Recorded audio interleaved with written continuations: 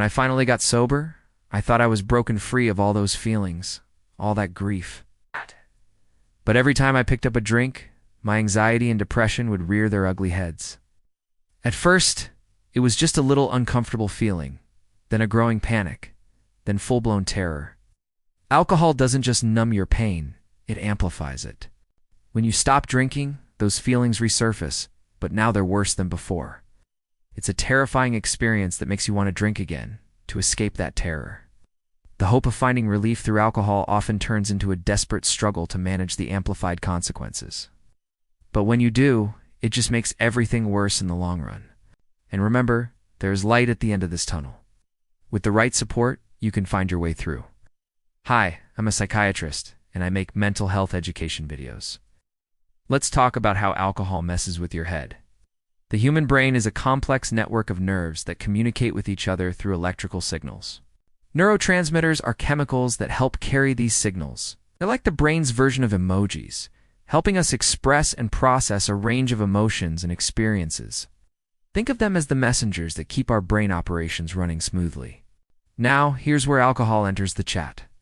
When you drink, it interferes with these neurotransmitters, messing up the brain's communication system. But guess what? Your brain is a resilient dude. Imagine a choir where some voices are too loud and others are too quiet. It's not harmonious, right?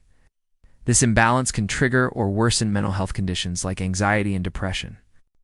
And let me tell you, it can get pretty intense. It tries to compensate for these disruptions, kind of like an annoyed roommate turning up the volume on their headphones to drown out the noise. So your brain starts producing more and more neurotransmitters to try and overcome the interference caused by alcohol. Here's the catch. Your brain isn't always successful in this effort, and that's when things can get sideways. The surplus of neurotransmitters ends up creating an imbalance. As the imbalance continues, your brain's communication network becomes a tangled mess. It's like trying to have a conversation in a crowded room with everyone talking over each other.